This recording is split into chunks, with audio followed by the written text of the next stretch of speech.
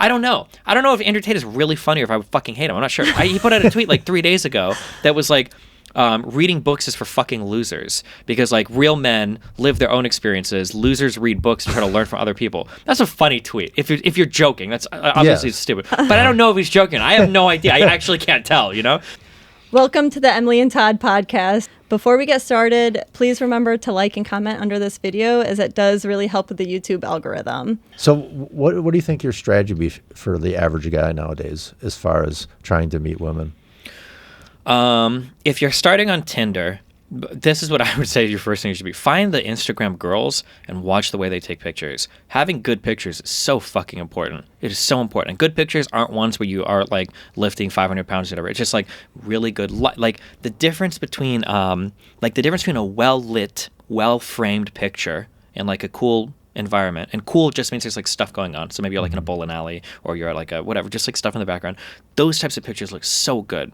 There are so many guys who are like, I don't understand what's going on. And I'll like they'll show me their Tinder profile. Like the first picture is like them and a friend, and it's like a fucking blurry picture. And it's like, bro, she's not even going to the second picture on this shit. You're not even fucking trying here. You know, like you have to learn how to take good pictures. That, honest to God, I think that would be the number one most important piece of advice. Is look and see how Instagram girls do pictures. They're usually pretty good at it. They usually have good framing, good lighting, and all that is important. So learn how to take good pictures. And then past that, it's going to be, unfortunately, it's going to be like the boring basics that everybody mentions, like have clothes that fit decently, have like a decent haircut, no patchy facial hair, like just like if you can knock those basics like out of the way, I think you're ahead of like 85% of guys at that point, or like 80%. I think you're like you think guys are like performing that badly nowadays? Yeah, I think it's really bad. Really? I think it's hilarious. And again, maybe I'm like negative just because there are like so many different women that I talk to about like their dating experience with the guys. I'm like, oh my fucking God, there are just so many fucking horrible mistakes that I see guys make. Not to say that I'll be fair. It is rough. It's a rough market, and it's rougher than it used to be. Because it used to be that we could just work, and for my paycheck, I get a wife. But it doesn't work that way anymore. So, like, yeah, we have to play, like, a lot of catch-up compared to where we were before. But I'm, like, very action-oriented. Like, I don't want to just sit and cry about the markets all day. Like, there are actions that you can take as a guy to improve your standing. Yeah. I know too many, like, 25, 30-year-old guys that, like, can't do laundry, can't cook a single, like, an egg to save their life, like, are emotionally stunted. And it's like, damn, like, if this is... Yeah, I don't know. They can do better. Can't wash themselves properly. Yeah. I see. Like, dude, if I was a girl and I walked into a guy's bathroom and he has like a fucking 5-in-1 shit, I'm gone. I'm out of there. Okay. Yeah. Like, yeah, I don't know. I've heard that from women. Yeah. It's just like, Jesus Christ. Just, come on. Well, I'll say that from experience too, that's always been the case. But as men age, they usually are able to pick up those skills. But, you know, like for example, where I went to college, we had a female dorm and a male dorm. And you walked in the female dorm and it smelled like perfume. And, you know, it was really neat. And the guys' dorm was like trashed all the time, you know, and smelled terrible. And, you know, and this was 30 years ago. So I doubt things are changing much. But I think that's kind of where the Manosphere comes in as far as giving that message of guys leveling up. And so how do you feel about some of the creators? Like if I throw out some names, like you maybe talked about them before. I'll try, but I don't like... Like Tate, for example. Okay. Like, what's your feelings on him? Here are the big problems I have with Red Pill people is they'll always say one thing, and then I feel like when I get in front of them, they moderate the fuck out of their messaging a lot. I kind of wonder, like, not to be too specific, and I could be totally wrong, but I felt like that the wheat guy. Wheat waffles. Felt like a guy he would always present opinions like, well, I've heard people say this. I'm not saying this. It's like, I feel like you probably do say this. But he would always say like, well, I've heard this and I've heard this. But he was like very like moderate, it felt like, in a lot of the he was bringing up. But then like when I watch the content afterwards, it'll be like, so here is the story of Stacy, the cock carousel rider. And it's like, okay, well, where the fuck was this energy at when I was chatting with you, you know? I've seen and I'm not calling him out in particular, just I notice it happens a lot when people talk to people that they disagree with, their message, the moderation of their message increases a lot. They become way more reasonable. Makes sense. I've seen Tate do conversations or clips where I'm like, this is like some of the most important stuff ever, and I'm so happy that he said this. I got into a huge argument with Sneeko a while ago about whether or not like men should go to college. And he's like, no guy wants to be a fucking loser that goes to school. You got to be fucking famous and blah, blah, blah. And I'm like, bro, what's wrong with like being an engineer? And he's like, that's fucking loser shit. Nobody wants to do that shit. Wow. Yeah. I'm like, Wow. okay. And then, but then I watched Sneeko fly to fucking Romania, and now he's sitting next to Tate. And I think Sneeko says something like, doesn't every guy want to be like a leader? And Tate's like, fuck no. Like, you know, a lot of men are really good as followers. Like, we need these types of people in the world to make blah, blah, blah work. And I was like, yeah, 100%. But then I see Tate say some other wild shit about like, oh, like my woman can't post on Instagram because I own her body, or like they'll be like shit like this. I'm like, I don't know, fuck yeah. So it's always a mixed bag with creators because like I feel like at their most extreme they're saying some shit that I would never sign off on this, and I would say you should never watch this person. They're gonna say that, but then like when they're moderated, they're saying some shit where I'm like, yeah, this is like really positive messaging that everybody needs. So yeah, I wish they could do more of this and less of that, I guess. Yeah, I hear you. I think in some messages is positive and others is negative, so I'm kind of on the same page with you. But I also think that he's kind of created this character. Like that isn't the real him. Yeah, do you know what I mean? Fucking thing happened though. Talking about like killing people and incel shit and all of this used to be so much fun on the internet like 20 years ago because people weren't actually fucking doing it, okay? We would go online, we'd talk about finding people and cutting their throats because it was funny, because it was extreme, and it was just like people did that shit, and that's just what we did. It was like, what is the most extremely crazy fucking shit? If the FBI was monitoring the internet back then, dude, they would have arrested all of us, okay? So we were on some off-the-wall shit in terms of what we said to each other. But nowadays, you can't joke about any of that because people will like go to Buffalo, New York and like kill all the black people in a store and avoid the white people. It's like, holy fuck. That's not funny anymore because now we don't know who the fuck is joking when people are saying shit.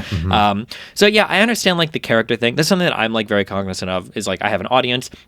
If I was in a vacuum, the types of jokes and the things that I would say would just be off the wall, like a million times more extreme than I understand now. But I have to recognize that at the end of the day, there are people listening to me, and whatever message I'm putting out there, even if it is satire, even if it is irony, I think this quote always is attributed to Voltaire. I don't know if he said it, but it's like any group of people that pretends to be stupid to get laughs will eventually find themselves in good company. Something like that. That like if you act a certain way and you joke about it, and I notice this with my comedian, if we make a certain type of style of joke for too long, eventually people start to change, and I think that happens. So yeah, I understand that like Andrew Tate might just be playing a character, but not everybody takes it that way. There are a lot of people that take that shit seriously, and they take those messages seriously, and then they put that into the world, and it's not good.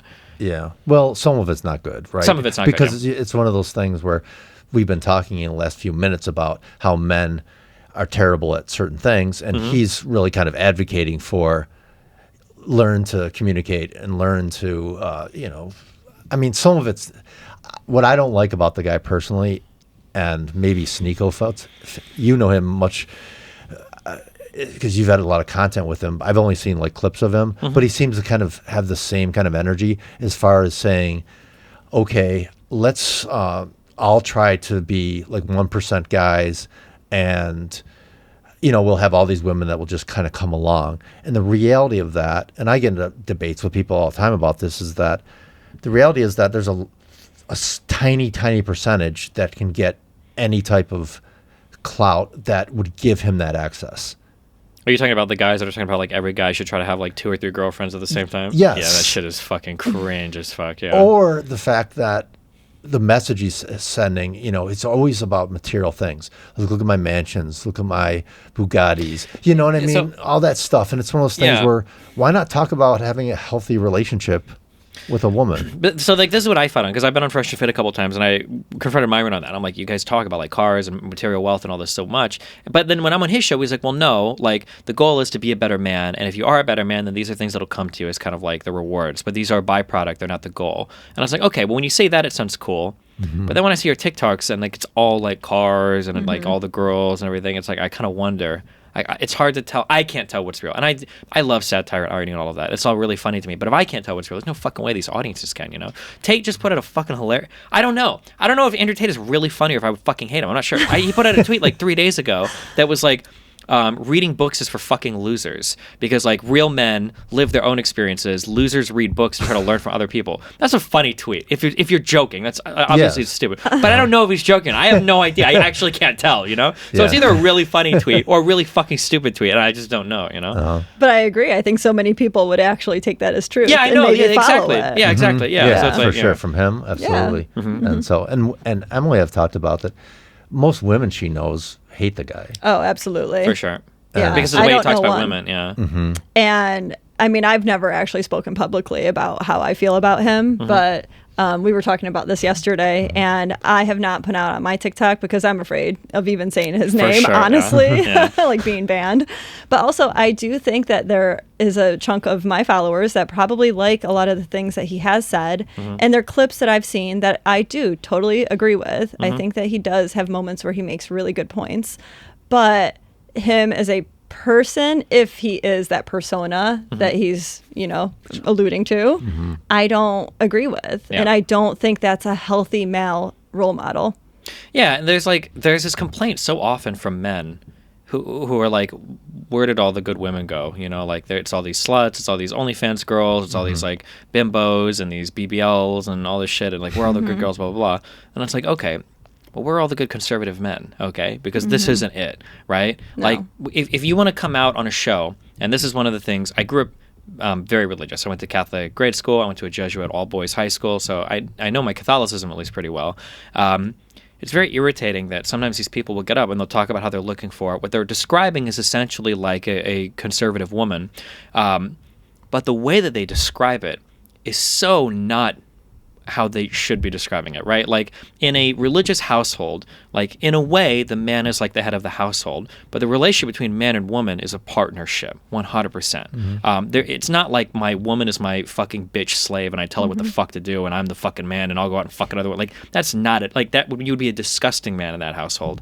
But the way that they kind of want to have their cake and eat it too, where it's like, I need like a good, basically this religious or Judeo-Christian wife that's like very faithful and blah, blah, blah. And I want to go out and be like the most fucking haram, like most unfaithful, most fucking materialistic guy ever. And it's like, you can't have both. And you definitely can't do this and then complain like, where are all the good women, right? Yeah. Because the women that are attracted to those type of guys are the low quality women. Exactly, because you're a low quality man. That's exactly what you're doing. But you think you're high quality because you have like money or clout, but like in every other like social signal, like you're and then and there's so many of these ridiculous arguments I'll get into with these guys where they'll be like, oh, like women don't care about body count and men do care about body count. And it's like, the type of men that you are, you care about body count. The type of women that you attract probably don't, but the type of woman that you want absolutely fucking does. And I'll get into this argument with these people where like, and the whole panel is against me, where they're like, and my argument is like, if you're looking for like a good like Christian like housewife that is like 0 or 1 partners at like 25, and these guys are all like, if you had 500 partners at 30, she's not going to care. And I'm like, you're out of your fucking mind. I agree with you on that point. You're so fucking wrong. But the problem is you've never talked to like a religious woman in your fucking life. It's like this pony caricature in your mind that you've like created like with this bastardized version of Evo Psych that you think exists out there, and they don't, right? Those girls are never even talking to you because you are a fuckboy in their eyes, like through and through, and you'll never be anything different to them. I don't know. There's just like, there's so much of that goes on that like we're all of like the decent, like I think if you are a good conservative man, you probably can find like one, like if you're a strong guy, you take care of your shit, you've got like a business, you're active in your church, like you're probably already connected to the type of women that I think you can find, now you're far off the norm in terms of communities that you're a part of, but yeah. Do you think part of the also with these guys is just kind of signaling as far as flexing, how much they're worth because they talk about this all the time? A little bit. Do you know what I mean? As far as getting their own type of recognition from that just by speaking about it in general. And I'm wondering if even, some of these guys have that lifestyle. I think some of them do. To be honest, if you got 100,000 followers on YouTube, you can fuck a lot of girls if you're a guy and you're looking. Like they'll be in your DMs. Like I think most of these Reddit pros probably do get through a decent amount. But like it's always funny to me that like as a Dave Chappelle said something once a long time ago that like I don't agree 100% with this, but it's funny the way he says like a woman's test in life is material and a man's test in life is a woman. And like if man could fuck in a cardboard box, he wouldn't buy a house. Yeah, that's what he says. I saw that. That was funny. Yeah, and it's funny that like even these guys that seem to have like this like kind of, I don't want to say like derogatory view of women because they'll say, well, it's not derogatory, that's just how it is or whatever. But like they'll have this view of women, but at the end of the day, like despite talking shit about these women like they do, they're ultimately the most validating thing that they can have in their lives. Like, would you rather roll up in a fucking Lamborghini to a party or with like 4 really hot women? It would always be the 4 hot women. Yeah, of course. And you might not even like the women, but what you care about is that like these 4 hot women all like me, and I need every other guy to know that because that makes me the best person in the world because I have the love of like 4 women with me, you know? And it's like it's this really weird world that they're stuck in where it's like this constant like need for external validation, whether it's material or like hot babes around them or whatever. But yeah, probably not the healthiest mindset to have, I would say. So we've talked a lot about guys' struggles as far as leveling up, good communication, the ability to present themselves in a way. I'm wondering, again, you know, through my experience, I've seen the same issue with women, except for it's just different. As far as I think a lot of women need to level up because they've gotten this message of body positivity, which I think overall is a healthy message. But I think it's been taken so far that it's like, okay, it's one thing if you're like massively overweight to say, I love myself, I'm going to accept my body. But then there's step 2 is like, okay, but it's not healthy and I need to do something about it. But I think women get the messaging that step 1 is okay and just to stay there. Yes. And so, don't go on to step 2. Exactly. Yeah. That's what I'm seeing. And so, and also kind of the masculized women, meaning the fact that, you know, you start seeing women with tattoos on their arms and, you know, just kind of that boss bitch mentality.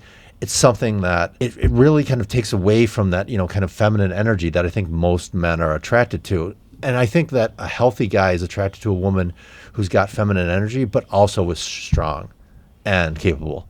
I love the bitchiest, cuntiest women, but I understand you what do? you're saying. Okay. Yeah. But I know what you mean.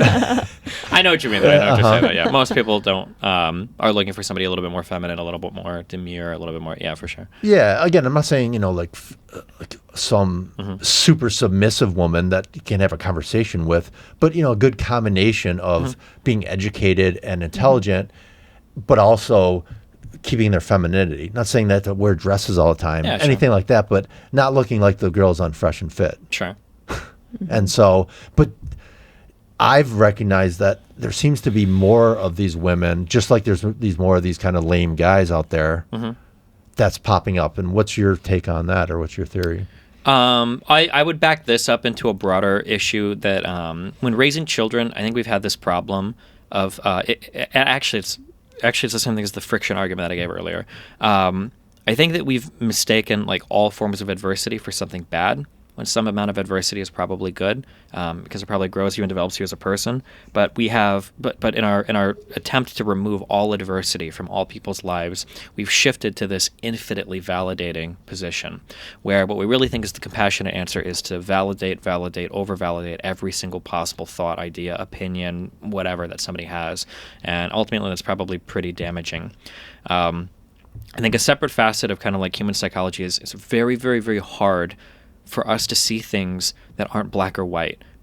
The default human mind is so black or white. There's a joke I made for probability. People have 3 probabilities that are existing in their mind: 100%, 50%, 0%. That's it. People don't understand 75%. Something will have like an 80% chance of happening and it'll fail. I'm like, impossible, no shot, 80%, how did it not? And it's like, bro, 1 out of 5 times. That's a really, really high fail rate, like depending on what you're talking about.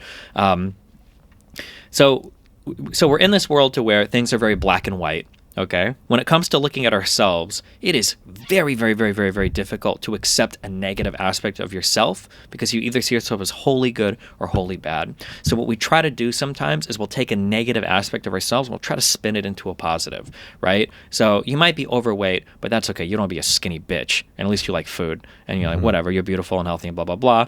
You might be like a really, really weak guy, and it's like, well, fuck going to the gym. I'd rather like read or study. Like I don't need to do any of that. You know, you might be somebody like any character flaw that you have, people will because there's a cognitive dissonance in accepting a negative thing about yourself if you have to be wholly good or bad. So we always try to spin things into positives. So when you talk about like that, it was the health at every size movement and all of that, and body acceptance and body positivity. Like there's a good idea in there, in that you should never hate yourself because of a negative aspect of yourself, whether you're handicapped, whether you're overweight, whether whatever. You should never hate yourself. But just because you're not hating yourself people have interpreted that to mean like, oh, well, therefore there must be no negative aspects of yourself. Well, that's not true. You can have a negative thing about yourself that's within your control, a negative habit, advice, whatever.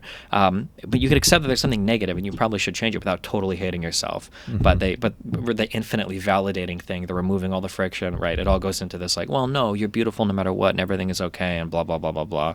And yeah, I see this a lot. And there's a subreddit that I read because I enjoy self-harm called Sex on Reddit, where people just talk about like sex and preferences and everything. And every now and then, like this thread will pop up, and it'll usually be a girl, and she'll be asking something like, hey, like if I have this like thing with my body, like is any guy gonna care? And overwhelmingly the response is always like, no, nobody, it's always fine, like everybody will love you no matter what you look like, blah blah blah blah blah. And like, that's bullshit. That's not true. Some women think that some guys have weird dicks, some guys think that some women have weird vaginas, like there's a whole bunch of preferences that people have out there. And when you send people out into the world with this idea like, no, people will love you no matter what, and blah blah blah, like you're fucking their mind up. Yeah, absolutely. And so I'm wondering too, just because you live in the political sphere, how it kind of came about. It seems like, kind of the manosphere ends up being kind of more right-leaning, where, so it's almost kind of like the Trump crowd ended up kind of gravitating towards the manosphere in a lot of ways. Is there any truth to that, do you think? Because they're kind of these disaffected men, and, like, I've been very open about like my dislike for Trump, but I think he spoke to them in a way that they felt empowered. And so, but I'm wondering if you see any connection between, kind of the political kind of right leanings and then, kind of the same guys kind of being in the manosphere and what that's about. Going back to that black and white thinking, I think something that we've done a phenomenal job at, more than probably we ever thought we could in human history, is we built women up to an insane degree in the Western world, which has been awesome. Like for a long time, it's like women probably suck at math. Oh, no, they don't. If you treat them the same, they actually do pretty well at math. Okay, well, women probably can't do, as good at school with guys without a ton of help. That's not true. Women are probably actually more, like their minds are probably better suited to being in a classroom and doing studies than men. And they're destroying men in graduation rates now. And we've done a phenomenal job at getting women to do really well in school, at building up socially. But again, there's that dirty, horrible, black and white, us versus them binary that exists, to where it feels like it was really hard to do that without also saying like all men are rapists, all men are pigs, all men are evil, fuck men, fuck men, fuck men, over and over and over again.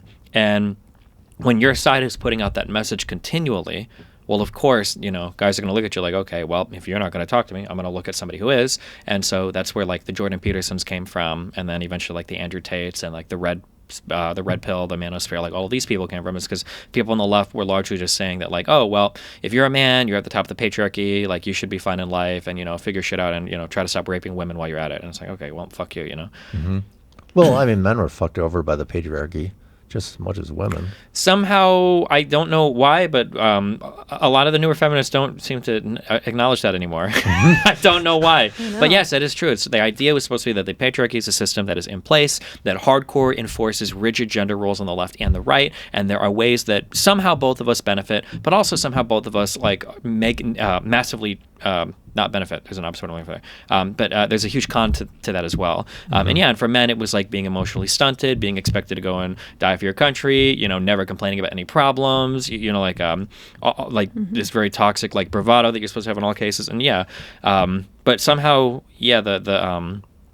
I guess I don't know why the feminists don't talk about that aspect as much anymore. Well, and both genders can contribute to it. And that's what I always hear about, how men are contributing to it, but not women. Yeah, for sure. Both any societal construct is going to have almost all parties contributing to it, whether they like it or not. That's why there's societal constructs. It's not just one or two people. It's usually all of society. Yeah, and women definitely can play into it as well, for sure. Have you seen a decline? Because I feel like at least on social media, this has been more and more pushed, where there's sort of like a decrease in marriages occurring.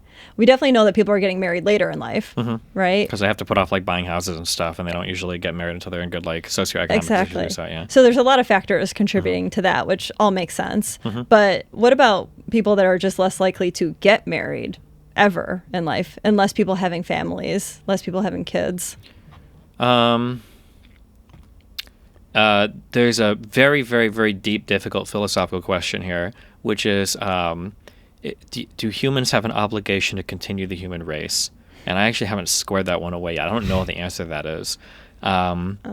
Usually it's in regards to women's rights, because giving women more rights are probably like the worst things you can do for like the continuation of the human species.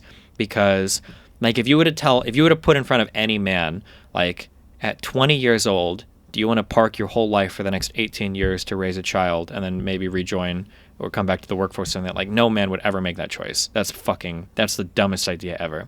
Women kind of made it by default because they're the ones that can get pregnant. But now women have had the opportunity to not make that choice. And if you're a woman and you could choose otherwise, well, now, like, if having a baby and being a mother for, right, at least like 6 or 7 years until things start going to school, now that's a really big choice for you. If you can not make that choice or do something different, it's a hard one, right? And you obviously see more and more women not making that choice. But I don't know whether or not that's a good or bad thing. Is there's that really deep philosophical question of like, can we compel people to make choices that personally make them unhappy for the continuation of the human race? I don't know what the answer to that is. That's a really tough one. I'm not sure. Mm-hmm. I think it is better for people that are healthy and of a healthy mindset to have kids. So I think that a lot of people can tell, if they're just not up for it, if they don't have that mindset, they don't want to be a mom or they don't want to be a dad. I think in those cases, that's pretty clear that like they shouldn't. Sure, but aren't you like less likely to have that mindset if you have so many options before you, right? Like arguably like 100 years ago, like women are kind of like trained from birth to be like moms. But now it's like, well, you're trained, you can be an engineer, you can do a million other things. Like, so there's probably a lot more women now that reach that age and they're like, yeah, I don't ever fucking want a kid. Why would I want to do that? Whereas like in the past they would, like I'm meant for making and taking care of kids, Right. They have other opportunities to gain meaning in life. Absolutely. So I think that's a contributing factor. But do you think that a decrease in monogamy is also contributing? That's such a hard one. Dude, I'm going to spend like a month trying to like crunch numbers on this because there's so many interesting questions. So I'll just like, I haven't thought about this a lot. So this is just where my intuition is running, okay? So the first question is, when we say there's a decrease in monogamy, my first question is I wonder if that decrease is real. It might be. But so for instance, you see a lot of people doing like open relationships and all this shit now, right? Which might be the case, right? So intuitively, I want to be like, okay, well, obviously it seems like monogamy is on the decline. But prior to that, a lot of people fucking cheat.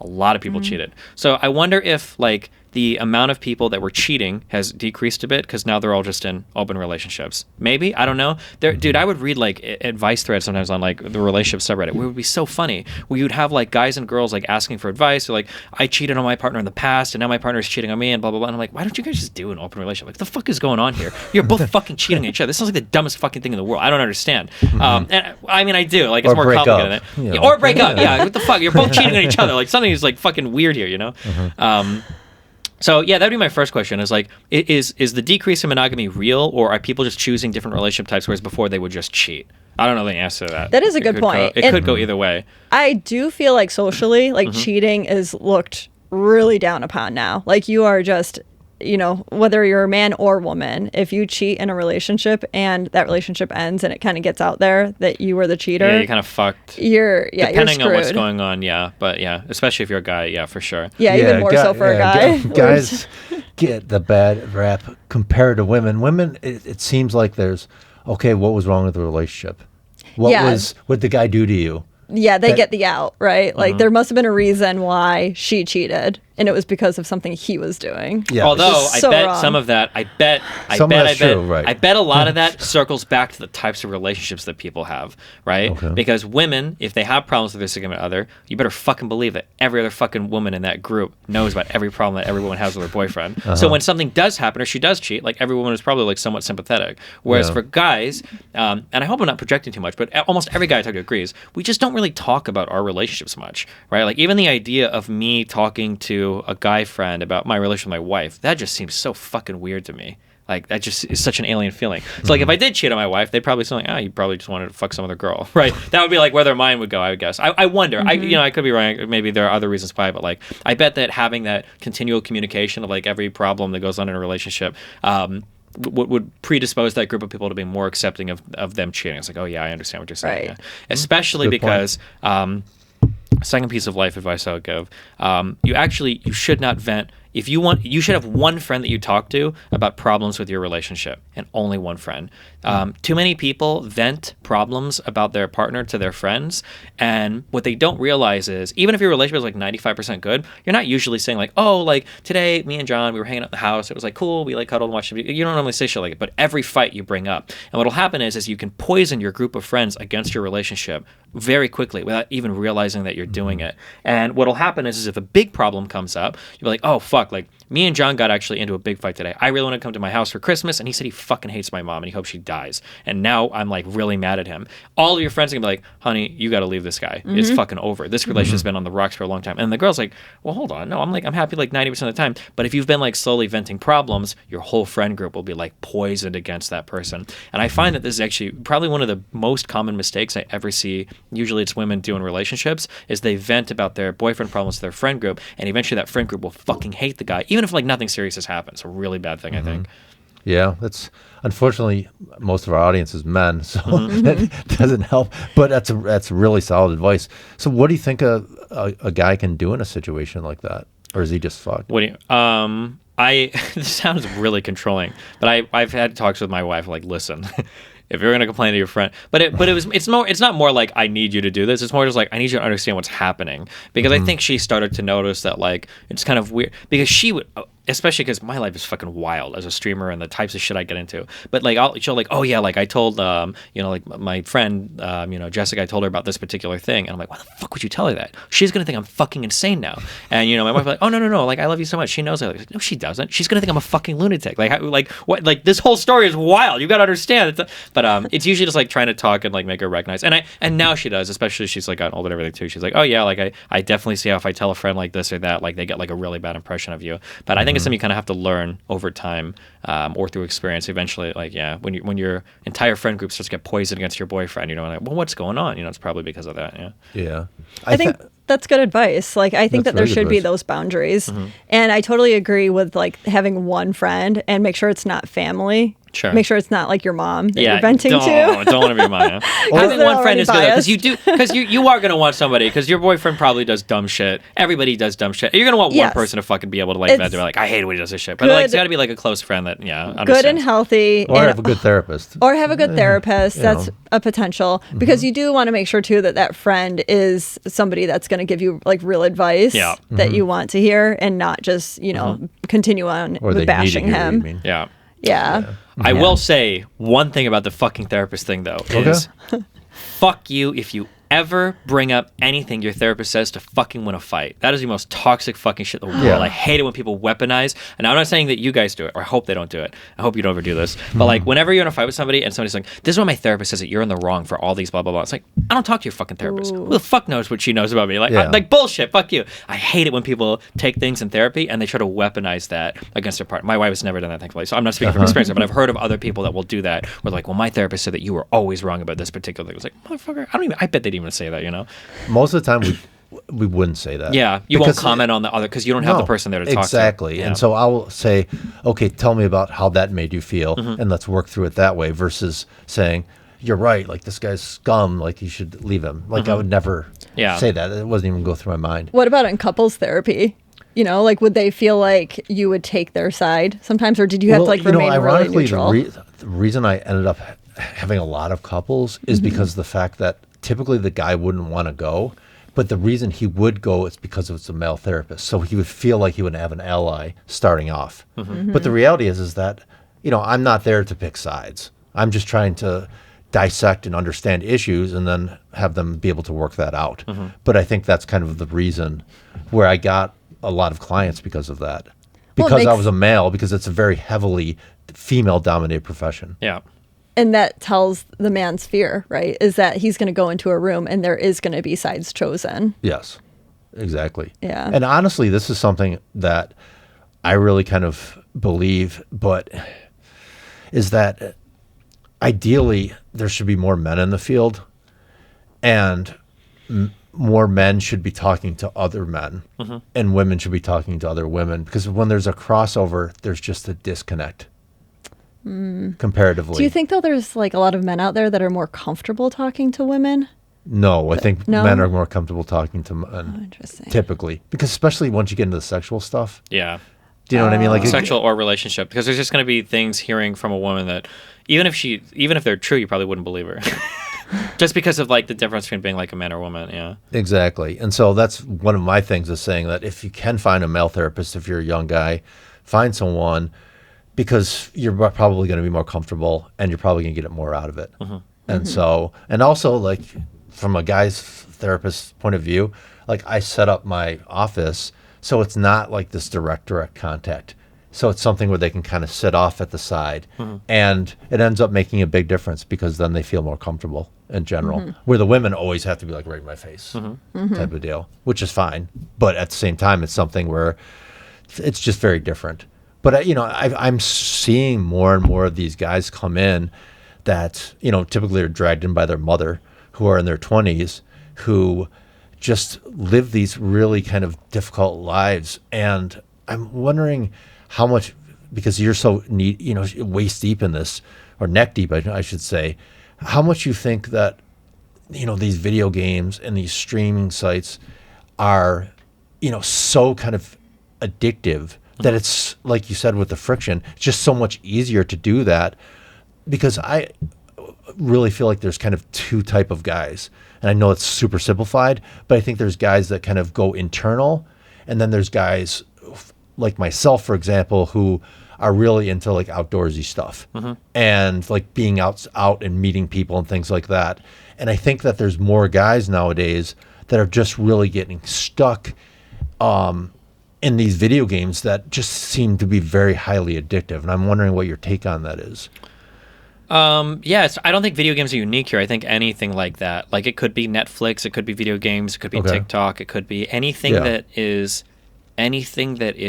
frictionless is probably not good. Because I think there are probably some internal things that you could get sucked into that aren't necessarily bad. Like if you spend all day at home and you're like super into music and you practice an instrument, or you like build like models, you do something like that, like there's probably things there that you could spend a lot of time doing at home, but they like require a level of effort. They probably will get you engaged in some type of community. Like they're probably better exercises for the mind. It's more than just like and you have something to show for it at the end of however long you invest time into it, rather than just like I browsed 400 videos on TikTok yesterday. Like, look at all the things I like. You know, there's like not much you get there. Or like I watched, you know, Destiny stream for another 10 hours from, you know, start to finish, and it's like, okay, well, yeah. Exactly. But do you think that's becoming more and more of an issue? Yeah, of course, because we have the world changed so fast.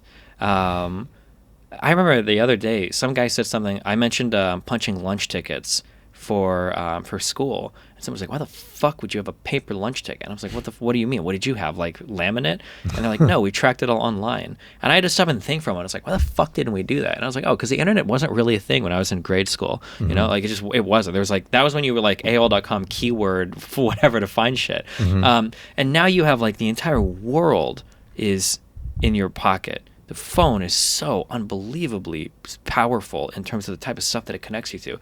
And that changed so quickly. And now there are like historic dollars that are chasing these, you know, mathematical formulas and algorithms that are trying to show you as much content as possible.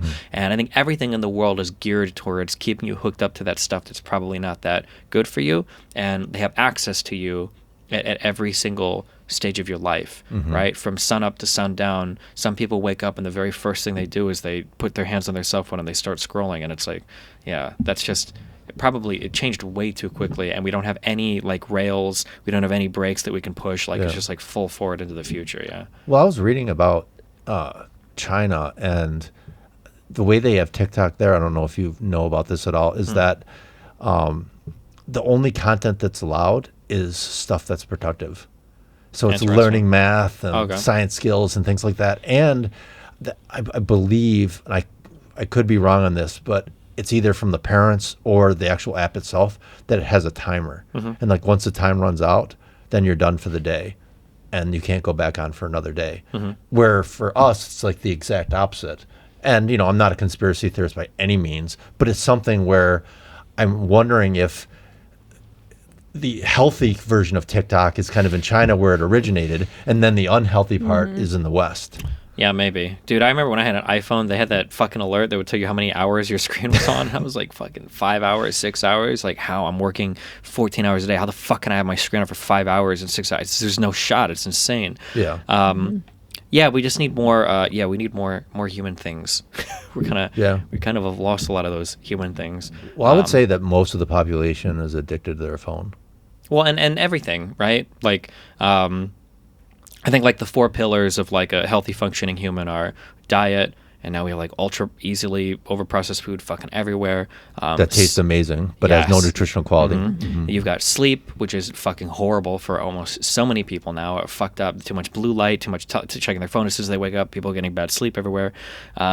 Exercise is like an option for everything. You can bus or you can drive everywhere. Like you work from home, you just sit inside all day. You don't move your body at all. Well, especially in America, where you pretty much have to drive, where you can't walk to work for most people. Yeah, and then socially, like now we're getting everything we need fucking online, and we don't even have to see another human being face to face. So like these like the 4 like pillars of our healthy existence are like completely under attack, and it's like the best attack ever. It doesn't even feel like it, right? Because like you said, you know, like it's not like we're eating like horrible shit food. It's like the best tasting stuff ever, and it's just not good for you. Well, what's interesting is that we know all this, right? We know it's not good for us, but it's difficult to. But we still feed into the path of least resistance. Well, that's what I look at when I've learned a lot of things on TikTok, and I've seen some really good content. Again, that's where I found Steven.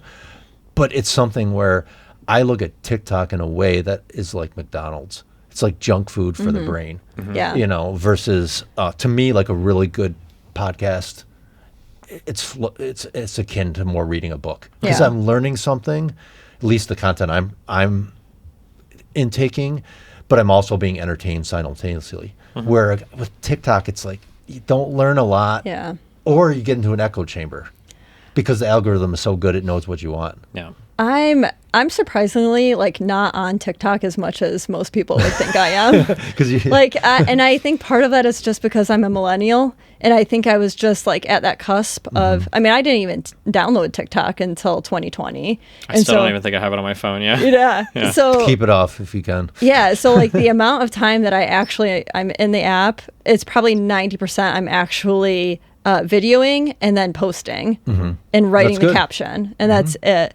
And when I do start, you know, just going through videos, it like I can tell how addictive it is. Yeah. It's so easy to get sucked in. I thought TikTok was so fucking stupid. I had no idea how this app even got fucking popular. And there was a friend of mine, and we were on the couch, and she was like, "Oh, do you want to look at TikToks or whatever?" And I was like, "Okay, sure."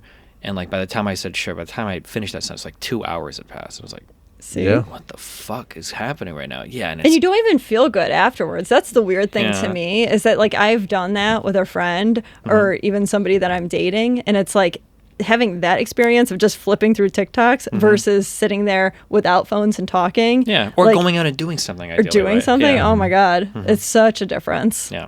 Yeah. Well, I mean, it's addictive for a reason, because of the fact that the algorithm picks up what you like, and there's really interesting content creators. Like I had no idea that there was this many talented people in the world until something like TikTok came along. Yeah. And that's true. You know, but it's something that it's not going away. It's just going to get, or there'll be another platform that's even worse as far as addictive qualities. Yeah. So it's really trying to navigate this. And I'm wondering if we all just end up being in our house on our devices all the time.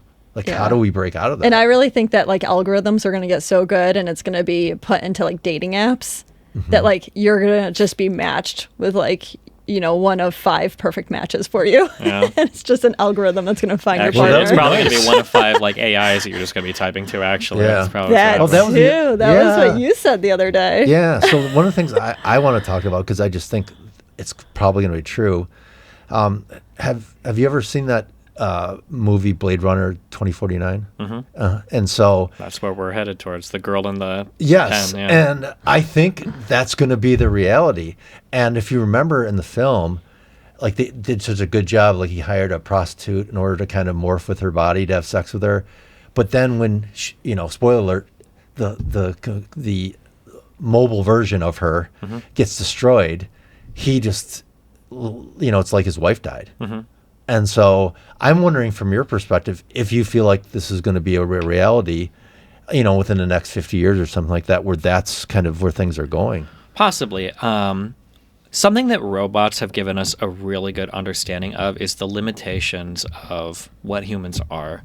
I think we've been under a really bad assumption that our minds are uniquely and unattainably special by any other type of technology.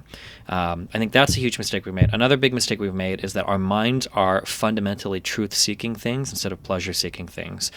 For a long time, the internet and the entire idea behind the internet was amazing because now it's so much information, so much stuff you can find, and now the same motherfuckers that were my parents telling me like don't believe everything on the internet, are like now fucking QAnoners and shit because they believe everything they see on the internet, and people use the internet to find the stuff that makes them feel good, not like challenge themselves in ways that would be more intellectually honest. And yeah, we've just got a really bad fundamental misunderstanding, I think, of what the human mind actually is. AI art is now really testing the boundaries of what we thought we were uniquely capable of. And it's very interesting and fascinating and morbidly funny to look at artists try to say why an AI drawing a picture is bad versus like a human drawing a picture when they talk about like the image like data sets that they're trained on. Because what they don't realize, and they're trying to get out of this, but it's very difficult to explain what the robot does that's immoral that a human doesn't do, right? Where they're like, well, it's different. Well, like, it used to be like, well, the AI pictures are just copy pasting, They don't do that anymore. Now they're like mixing up multiple things and creating entirely new works. And we thought that was like, there must have been a really popular science fiction movie. I feel like where I watched where it's like, oh, like the key to the human mind is innovation. That's something that we can do that like robots can never do. There's some sci-fi movie fucking said it's creativity or genuine inspiration or something. But that's not true. Yeah. These things can look at a lot of data and produce insanely fucking crazy images that are now winning contests and shit online for art. And now it's like, well, it's not fair. They train on images and they look at all these things and they produce things based on these things. It's like, well, this is exactly what a human does, And I saw somebody write the other day, well, AI is different because they can only produce content based on things they've seen before. And it's like, what the fuck? Are you going to tell a human that's never seen something before to draw it? Like, of course, we do the same thing, So yeah, I think that AI and algorithms are exposing kind of like the limitations because we thought that the human mind was this endless, like, source of inspiration that could never be matched by algorithms and machines, which are in some cases exceeding that or at least getting there. Definitely like with chess, for example. Yeah, chess has been not solved, I don't think, but beating human players for a long time now. Exactly, right? You can do it on your phone with a machine, with an engine is what they call them for chess. I feel like some of these chatbots are really good. Have you talked to any of them before? There's ones of like me and like other political commentators where I can like ask them questions and shit. I made the joke on stream that it's like if I could compile like all of the texting I've done with my wife and throw that into a chat bot, I wonder if I could practice conversations with that bot before I talk to her. Like I could rehearse it to see how she'd respond ahead of time. But here's something that I think people don't realize. Sorry, there's a lot of stuff that gets drawn into this. Let me switch gears to another topic really quick. People are really shocked and appalled when like 25-year-old guys are trying to fuck like 14-year-olds on the internet because we assume that like it should never happen. They're a minor. That's disgusting. It's horrible. It's evil. What people don't realize is that 20 years ago, if a 25-year-old guy wanted to talk to a 14-year-old girl, he's got to do a bunch of really weird shit to even get in the room with her. You don't go to the same school. You don't have the same group of friends. You don't hang out the same areas. This should just really never happen. But on the internet today, it's a lot different because for the first time ever, 13, 14, 15-year-olds are being thrown into the same rooms as like 23, 24, 35-year-olds, right?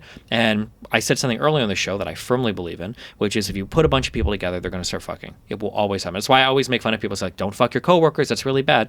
All coworkers are fucking always and constantly at all points of time because it's what they do. Because it's men and women are together. It's going to happen.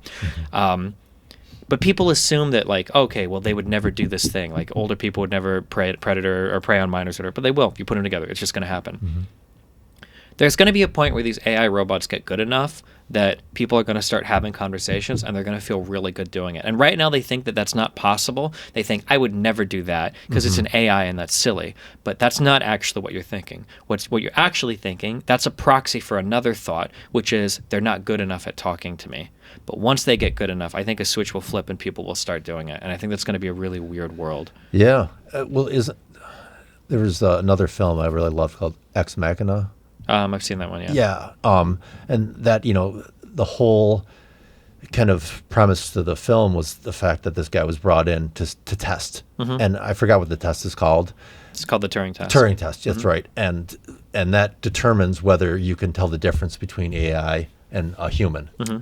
And I think what Stephen is saying is that eventually they'll get to the point where they'll be just as good or better as far as communicating, and then guys will get sucked in, or women will get sucked in. But I think it's going to be mostly guys, and why, and then especially why do if you you have think an that? image attached to it, some kind of a 3D image, then it's over. Yeah. Have you ever seen the movie Her? I have, yes. I think it's more akin to that, but yeah, for sure. Yeah. Do you think that that's just because men are more susceptible or needing that right now, because there is this larger group of lonely single men that they Definitely, would be yeah. attuned to Definitely. taking that on? Absolutely. Yeah. And then at some point, if that ever happened, I mean, what's going on with the women? I think women will get sucked into it too eventually. I think it can happen for sure. Yeah. Or do you think that it will really be more of a polygamous society, where there's a guy who has, like a high tier guy that has a few different women? Oh, That are I thought you were having gonna say babies. like maybe every guy will have like 10 like AI girlfriends. No, he might, but with her, right? It was like how it broke down is that he realized that she was talking to 10 million other men, and it just destroyed him. Yeah. Yeah, I don't know. That's the problem is going to become, again, it's going to be like that frictionless thing, because like let's say we get to a point where you make like a sufficiently complicated like sex fucking jerk off machine or something. Like at some point, the guy with like the 10 real life girlfriends is going to be like a fucking loser. It's like, well, my AI girlfriend never gets a period. My AI girlfriend never complains to me about anything. My AI girlfriend is perfect in every single way. Like again, you're stripping all that friction away from everything, and it's like just the easiest option in the world. And then it's going to be like, do I want to go out now? Right now, we're like, do you want to go out to a bar when you can just play League of Legends? Well, now it's going to be like, do you want to go out to a bar when you have like the perfect fucking tailored made for you AI woman who is like in every size and way, like just perfect for your mentality? Or would you rather go to a bar and like struggle like striking out with like chicks that you might not even like, I don't know. That's going to be a really scary future, and we're probably a little bit I super recommend. I've like chatted with a couple of them over because there's like a political rival I have, Vosh, and I would ask that bot questions like, what do you think about this or whatever? And I don't know, we don't really talk about Turing tests anymore. These bots are very sophisticated. Like they're way past that. Like it feels like you're talking to a person. Like the answers that they give are unbelievably sophisticated. Just unimaginably so. Like there's a bot of me where you can like ask it questions, and it's like the things that it's able to rope in to answer is fucking insane. Wow.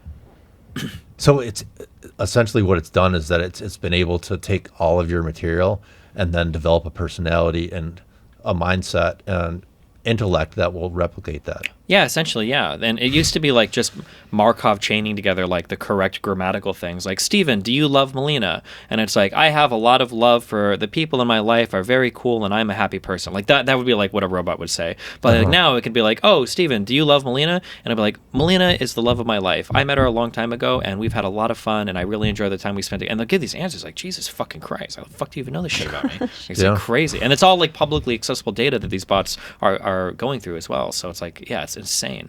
And they'll give like really good, I wish I could remember the site because I could ask the questions right now. I remember like asking, like people ask questions like Vosh, like, what do you think about like a violent revolution? And they'll give like answers that are pretty in line with like what his political opinions are and everything too. And it's like, Jesus Christ. Like, yeah. I remember joking to my audience, it's like, if there was like a new topic that came up and I just wanted to play video games and I was too lazy to research it and people wanted my opinion, like maybe I could just go ask the bot, like, do you think we should support Ukraine in the war? Like the Stephen Bonnell bot. I could just ask myself the question and see what it comes out of. And I can just give you that answer, like it's like insane, Wow.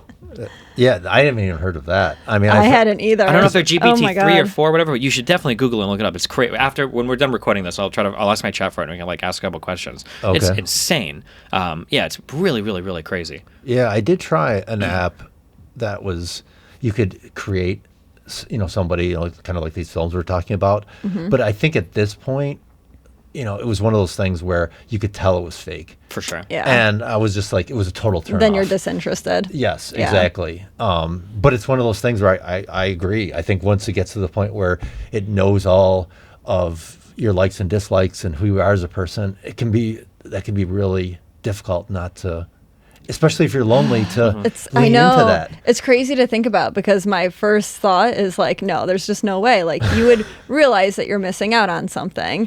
But I get it because people would rather text right now than call. And they are missing out on something when they do that. Yeah, and there's a very interesting It's a very interesting question that was posed at the beginning of this podcast, or it was a thing. It's an ontological question of, if I'm DMing a girl on OnlyFans, and you guys talked about how managers or anything, they're responding, does that actually matter? Yeah, I hear what you're saying. Yeah. Because in your mind, if you don't know, because you're thinking that. It's as real as it is otherwise, right? Maybe it is, you know. But once you find out, though, it changes the dynamic of everything. Then if you find out, it can, yeah. If you find out. But if you don't, up until that point, when it's like the Schrodinger's cat of like, is it like this hot woman or is it this like 400-pound guy that's like her manager? But like, you know, it could be either one. Yeah, it's people like, as long as it seems real, like that's enough for people. And how many people do online relationships now? They haven't even met their partner yet, right? Like if I could do that with a chat bot and it could say like all the right things, man, when it comes to the adoption of new technologies, it happens so quickly. People don't even realize it. Like it just like I remember.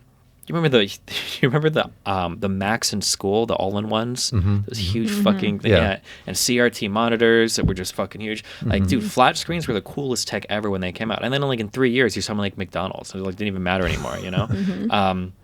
And yeah, just like we adopt stuff and it just becomes integrated into our lives as a permanent fixture so quickly. It wouldn't surprise me if in like 10 years, like people are having like these long personal, maybe sooner, like conversations with these AIs, and it's just like a normal thing that people do now, you know? Yeah. I mean, long term, how does that affect the human race though? Like as far as procreating and, you know, if guys are on it and women aren't and they're really interacting with each other, I mean, that's going to have a huge impact, I would think as far as like the way. Well, I mean, it depends. It's the population would decrease, but is that necessarily negative? I don't know. It's probably more so than the population decreasing. It's going to be like the humanity decreasing, like the amount of like fucking humanness in us. Yeah, there's arguments, but like if you've seen some of the AI art, right? Yes. Like if AI can create art, there's no reason theoretically why couldn't AI create movies at some point, right? And if we start getting to where art is like really the scariest thing that AIs are doing now, because that was kind of the domain of humans, right? Like, okay, fine, you can do math, but you can't pay me like a really nice picture that's like innovative and unique and creative. And seeing AIs like move into that area, I think threatens like our humanity a lot. Like it puts us in a weird area where like, you know, like in 10 years, like we all just might have like 50 different machines that are like feeding information to our brains, and that's it. You know? Yeah, and the Matrix ends up being real. Basically, or something. Even though I know that's a meme right now as far as talking about it that way, but and I don't believe that. And I don't, you know, and some people are saying actually that we're living in that right now, which I think is nonsense, but how would you know? You wouldn't.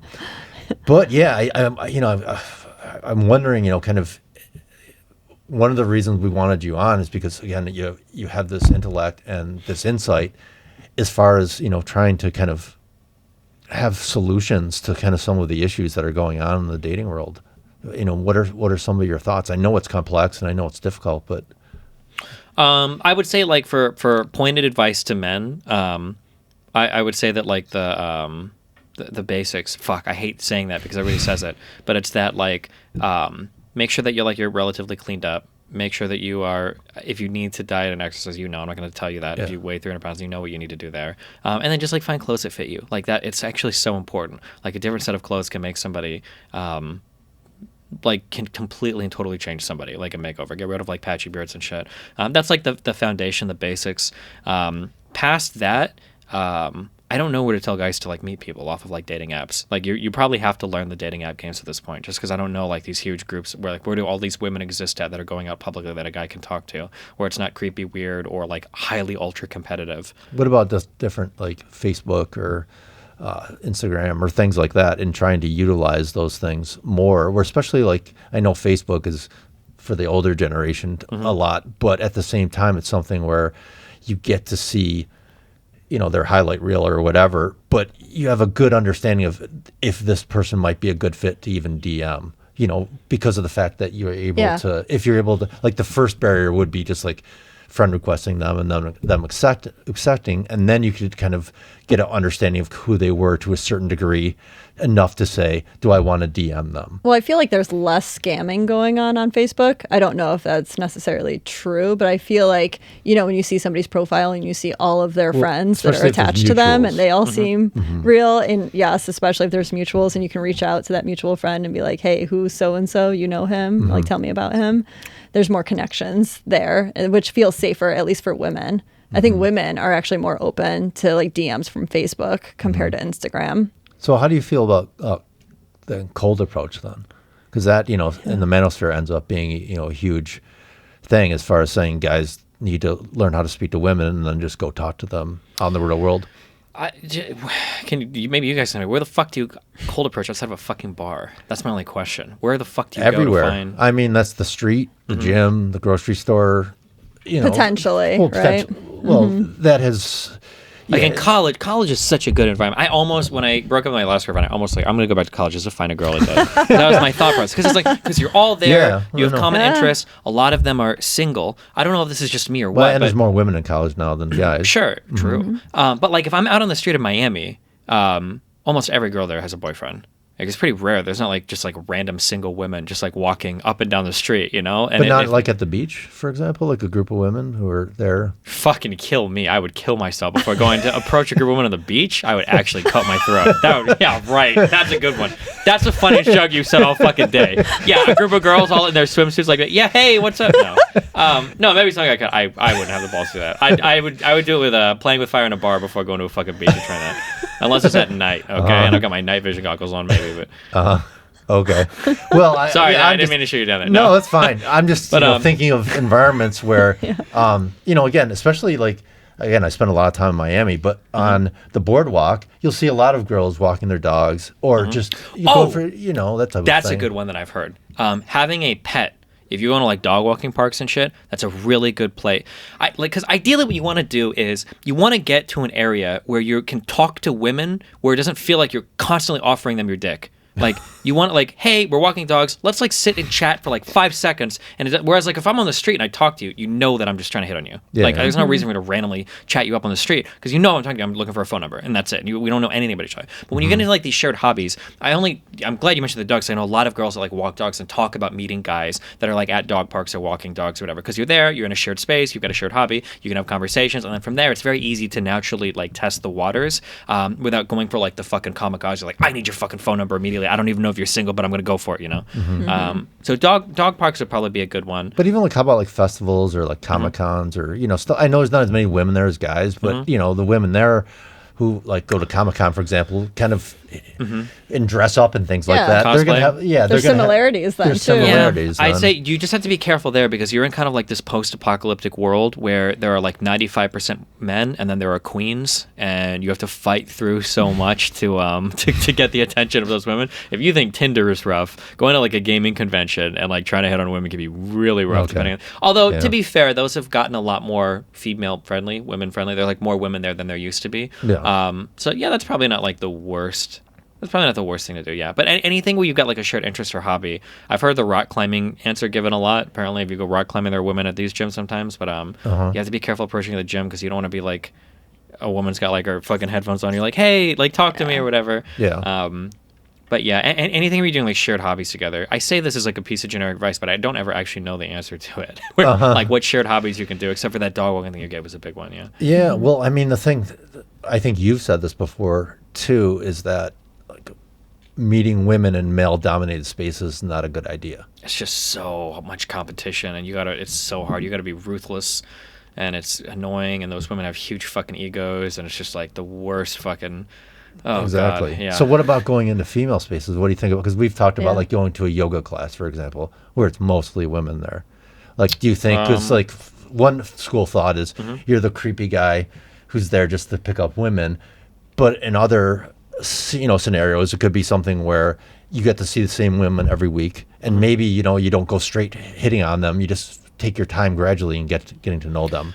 Yeah, I think that I've never done yoga before, but if it's a female dominated space, it sounds like a good idea. You have to like it sounds so fucking stupid to say, but like you have to treat women like humans first before you get into like the sex thing, right? So if you can have a genuine conversation, show some genuine fucking interest, remember somebody's name, remember like one key piece of information about them, and like build these relationships over like a few weeks, like you're gonna have like a better chance at kind of like eventually like making it in, if for no other reason, because for men, social proof of safety is really important. Sure. Yeah. Guys don't think about that because if you see a girl with like two hot guys, you're like, that fucking slut. That's all a guy thinks. But for a girl, like if a girl sees a picture like with my wife, and my wife is pretty hot, they're like, damn, that guy must be doing something right. Like he must be a cool dude. Like that's like how women, as weird as it is like a total opposite thing. So like if you're in a yoga class and you're like in the back corner and you're just kind of like smiling at all the women like and staring at them all day, blah, blah, blah, it's kind of weird. But if you make friends with like 2 or 3 of them and then feel like, oh, this guy's like pretty chill, like he's pretty safe or whatever, that's probably like your better route to go. Yeah. Yeah, or make friends with the teacher because that's a little bit easier to do. I do yoga, and there's usually like 2 guys out of 30 women in the room. Okay. Yeah. So I don't know. They talk to some women, but I don't think they're single and like looking themselves. The guys? I've seen wedding rings on their fingers. That's wild. They're Maybe- like just there to do the yoga. This is coming from Surprisingly. like a guy that is open relationships. That sounds wild to me that somebody would be okay with their husband going to a yoga class with like 30 women. Yeah. But hey, that's Well, great. They must have a lot of security, I guess, on their shit. It's at yeah. the gym, so they could just be saying they're going to the gym and not going to yoga class specifically. That sounds like a Seinfeld episode, 100%. Jerry, she said she went to the fucking gym, and I found out or like I thought he was, and then you go in and it's like, oh, this is what he was going to the gym means, and it's like him like helping like 15 girls do like yoga poses and shit. We're just trying to think of strategies and solutions, and a lot of people in the manosphere are saying that it's gonna get a lot worse before it gets better. Probably, yeah. And so I think probably what is going to happen is that there'll probably be some kind of revolution against this, like a second wave manosphere or something like that. Yeah. Who says like get off the apps, Well- that type of thing, or there'll be better apps that are created. I think that'll happen for sure. There will be better apps created. But I think even taking this a step further and going into like the point where guys are in relationships where let's say they're gamers, right? And they're streamers. This is the other aspect that I hear often from women is like they are usually not gamers themselves, right? But their man is, and they dislike the amount of time that he spends gaming, or they'll even create content on TikTok where they're showing themselves shutting off the game. Yeah, sure. Or like deleting the game progress. And do you think that there's some benefit then for those men that love gaming and love that hobby to still go after women that also have some sort of interest in it because it's similar hobbies? I mean, you could having a hobby crossover is nice. I will say though, if you've ever heard a girl say that you play games too much, that's not true. People don't care how much you play games. What they care about is that you're not spending enough time with them and they see you spending time with something else. If you spend enough time with your woman or with your man, although typically it's going to be the woman, usually just because of how it works out, usually women wants more time. If a woman is ever saying like, oh, you're spending too much time doing this or that, usually that's not what's happening. Usually it's just because you're not spending enough time with her. And as long as you like hit that quota of however much quality time she needs, you're good to play games like 6 hours a day or whatever. Just make sure that you're like, actually spending time with your girlfriend or wife. Yeah. But yeah, having a hobby crossover can be nice. That just opens up a whole other can of worms in terms of what's going on. Yeah.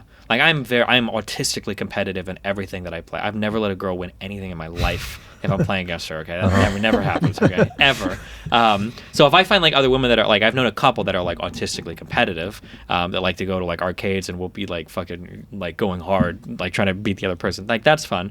But if I've got like a woman who just wants to like play and have fun, where that's going to be the death knell of our relationship. That's not going to work, okay? Because I'm going to be tryharding, and you've seen videos of guys like screaming like, "You dumb fucking bitch!"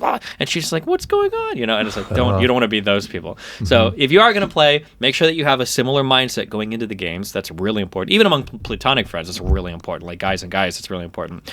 And 2 is this is like into a relationship question, so not getting into one. But when you're in relationships, you both have to make sure that you're spending an appropriate amount of time together, because people's needs and desires for time can be way different, right? If I want to play a video game just to kind of like escape and not worry about anything, and as soon as I load it up, my wife is like, "Oh, cool, we're gonna game now," and I'm like, I just want to like be on my own. Like some people don't like being around each other all the fucking time. We spoke a little bit off stream about the pandemic and people being stuck together, and like sometimes it's like way too much. So yeah, but that's like that's like when you're into relationships, like figuring out like what that level of time is. Yeah, so be careful for that. And I think even before you're in that relationship, it's something good to think about, because if your goal is to get into a relationship and you want to have that time with that person, well, if you're not in the relationship yet, you might as well take some time away from the game, do some of that self-improvement stuff that you're talking about, or other things, other activities that'll allow you to meet somebody in real life,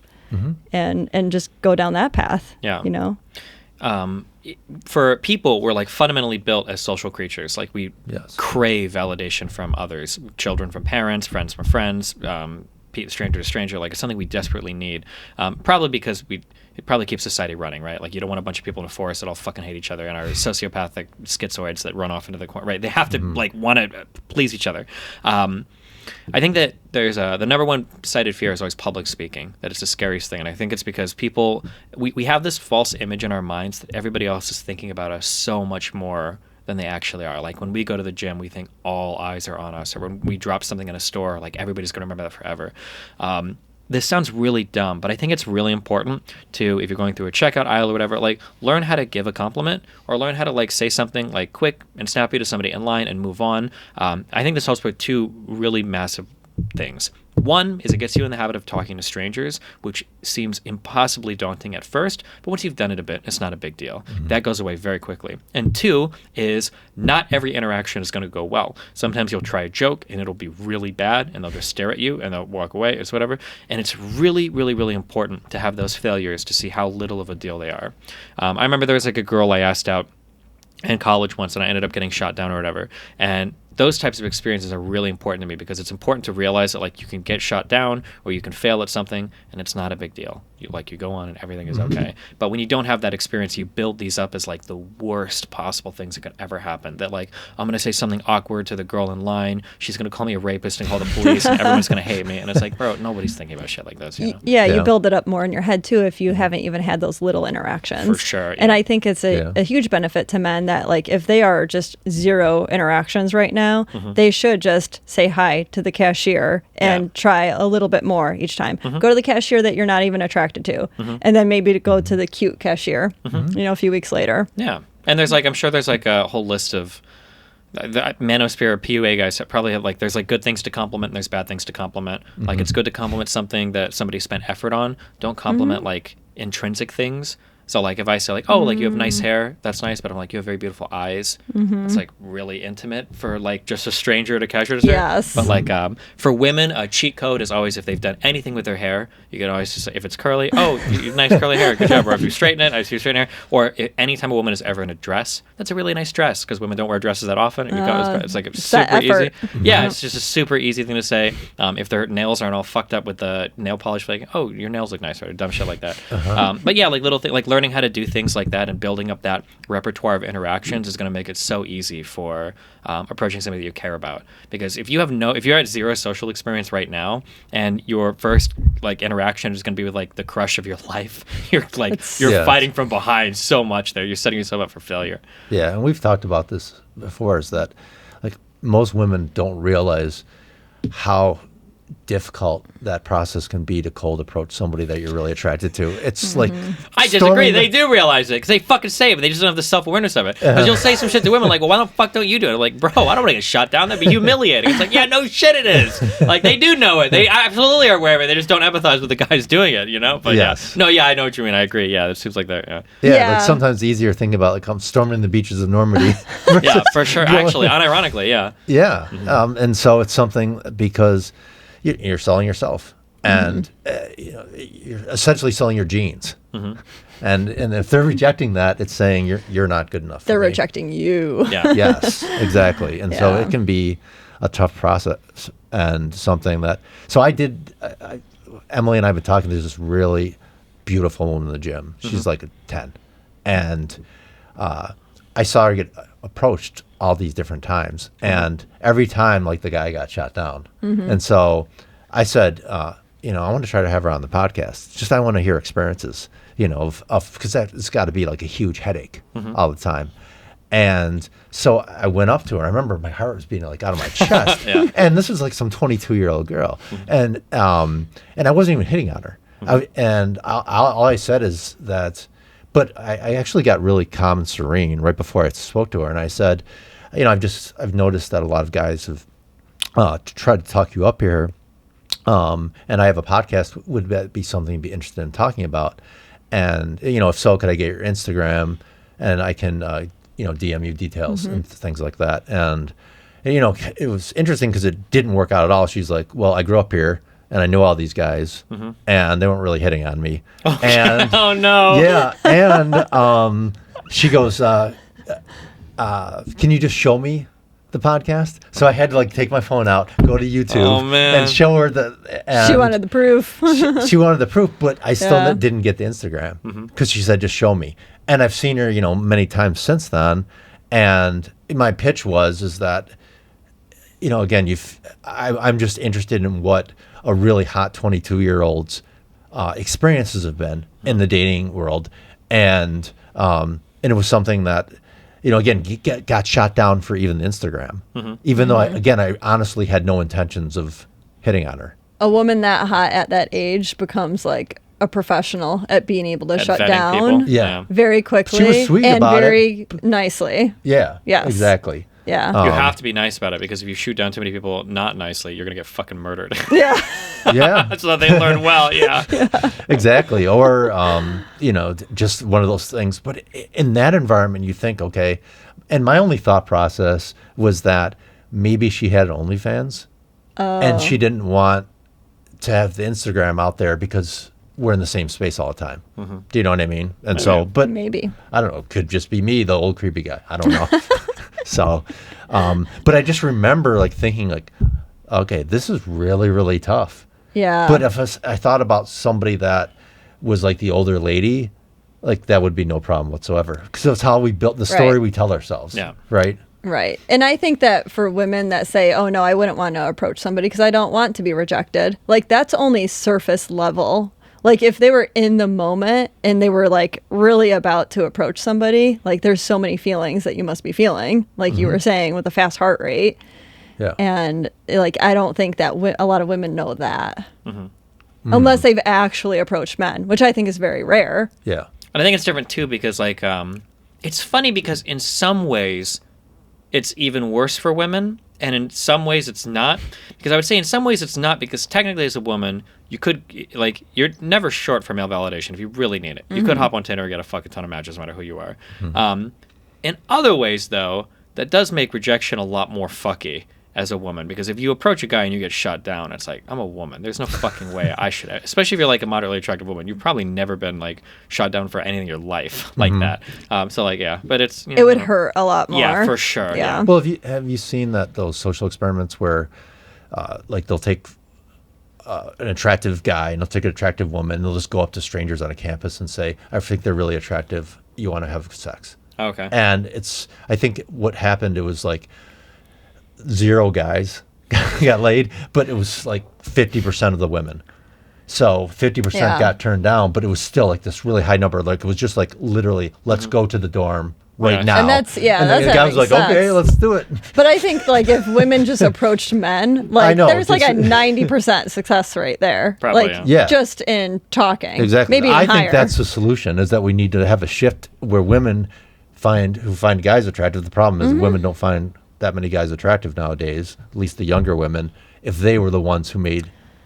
Yeah, that's the problem. But I hear what Steven's saying. He's saying that if they get shot down, it ends up being monumentally worse because guys almost expect that. Yeah, that would come in time, right? As more and more women are doing it from a younger age, and if them individually have gone through more rejections, it's going to hurt a little bit less and less. Well, even you see it. I mean, I don't know if you've seen this trend on TikTok, but you'll see women approaching guys at the gym and getting shut down, and then someone like Kevin Samuels or someone will chime in and say, rejected and all this other stuff. So it's for the woman who actually put that on there, even though she got a lot of views, the comment section is just killing. Now you know what it feels like to be a guy. You know, that type of thing. Where, yeah, a lot of it too is like the problem with most of this advice, honestly, and it comes down to almost everything in life, is it feels like a lot of it doesn't come from a place of compassion sometimes. It feels like a lot of it comes from a place of like, fuck you. Right? You don't know what it's like, you fucking woman. You don't know anything about what the struggles, blah, blah, blah. And it's like, damn, chill. Yeah. We've all got our own struggles. We're all running our own races. Yeah. Well, you've talked about that as well, too, that right now we're in this place where men and women are seen as adversaries, not as, you know, people who would work together, collaborate together, and things of that nature. And can you talk a little bit more about that and kind of how you feel like that's developed? I think men and women have always had like adversarial, especially around sex, right? When you view sex as like something one party has to like get tricked out of or give up, and the other party is like the zero-sum mentality. Yeah, it's like it just I think that lends itself to a very toxic environment to where we're trying to like trick and trap as many women as possible, and then like we know that every time we fuck them we're decreasing their value, and we know that we're increasing it. Like it's just a very like when you live in that environment, like everything is going to be adversarial and horrible, I think. Yeah, so to look at it like, for example, that there should be equality as far as like high body counts, for example. Sure. You know, so something where the woman shouldn't get demonized for it and the guy shouldn't get praised for it. Or guys will play the same game on the other end, but then shit on women for doing it. Like a guy, like if there is a Stacy and she fucked through all these Chad Thundercocks and she was 29, and then she settled down with some provider guy, like every red pill guy is looking at her like, what a fucking cunt. Like she used up her pussy and now she's with some poor dude that's got to fuck the sloppy 9,000ths of blah, blah, blah, blah, blah. And like that's how they view it. It's like, fuck that woman. But then the guys can fuck their way through a million women, and they're Chad Thundercock, and they're fucking her. And then when they're 30, well, now they want like the virgin waifu 23-year-old. And if they do that, they're like champions. And it's like, well, aren't you contributing to the same fucked up environment that you're saying like all these people are horrible for partaking in? But you're like doing the exact same thing on the other end, but like they're the good guys in their eyes. So I don't know, it's just fucking annoying. I understand what you're saying, and I totally agree that like women do care how many men or how many women men have been with, you know, and their body count. Because especially if it's a woman that hasn't had a high body count herself. Yeah, I was going to say for the low body count women for sure. Yeah. I mean, she's going to look for the same thing in a man. And I don't think there's a lot of people out there that actually believe in that. But I think that's more reality. Because they'll start saying, well, no, a woman's reproductive strategy is to be with as few men as possible. And so she's going to select for a guy that's been with a lot of women because he's got a lot of resources and he can provide. And the evolutionary psychology shows that she's going to, like, it's going to, like, they're not even going to engage with any of the real world. It's like, have you talked to a single Christian woman in your entire fucking life? They're not looking for a guy with tons of resources that's fucked 500 women. These women do not fucking exist, okay? No. But, yeah, it's fucking annoying. Yeah. Well, I think the issue too, as far as you know, that there's less religion nowadays, and so it's those people are, you know, not kind of living those lifestyles. Sure. And I would argue that even when religion was bigger, that was you know, they'd go on Sunday, but the rest of the week they would behave very differently. I don't think it necessarily takes the religious aspect, you know, for a woman that has a low body count to want a man that wants or that has a low body count, because like I think that there's also reasons like she would be fearful of a man with a high body count that he would cheat. Yeah. Right? Yeah. That he would find somebody else, that he's used to having a variety of women. Sure. So I think there's a lot of like common sense. Well, I think there's real truth to that. For sure. Because I think it's one of those things where once a guy gets a taste of variety, it's hard to then just be with one person. Yeah. A lot of interesting points. A really interesting conversation. Yeah. Thank you for being here with us.